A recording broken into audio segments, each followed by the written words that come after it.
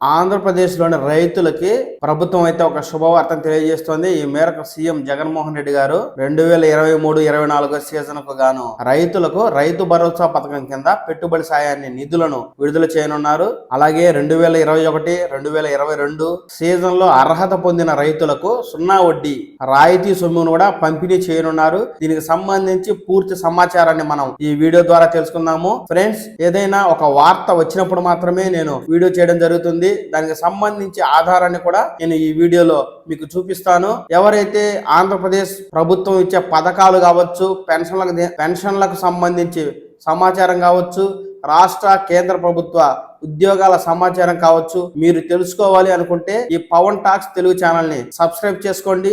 ఎప్పటికప్పుడు మీకు ఆధారాలతో కూడిన సమాచారం అయితే అందుతూ ఉంటుంది.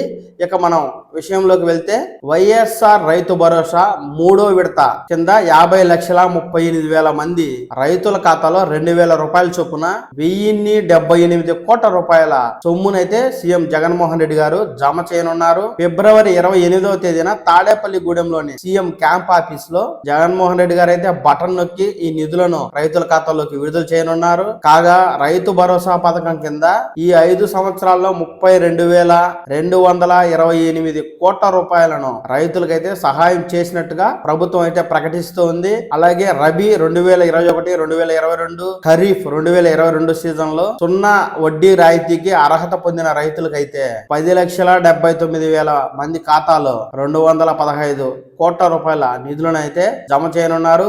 ఈ మేరకు వైఎస్ఆర్ రైతు భరోసా పథకం కింద ఫిబ్రవరి 28వ తేదీన సీఎం జగన్మోహన్ రెడ్డి గారు అయితే రైతుల ఖాతాలో 2,000 రూపాయల చొప్పున నిధులను జమ చేయనున్నట్టుగా తెలుస్తోంది. ఎన్నికల ముందు ఏటా రైతులకు 12,500 రూపాయల చొప్పున సహాయం చేస్తామని మాట ఇచ్చిన జగన్మోహన్ రెడ్డి గారు అంతకు మించి 13,500 రూపాయలు చొప్పున ఈ 5 ఏళ్లలో 67,500 కోట్ల రూపాయల నిధులను అయితే రైతుల ఖాతాలో జమ చేసినట్టుగా ఆంధ్రప్రదేశ్ ప్రభుత్వం అయితే ఒక ప్రకటన ద్వారా తెలియజేస్తుంది. ఈ మేరకు వైఎస్ఆర్ రైతు భరోసా నిధులు ఫిబ్రవరి 28వ తేదీన సీఎం జగన్మోహన్ రెడ్డి గారు అయితే బటన్ నొక్కి నిధులను విడుదల చేయనున్నారు.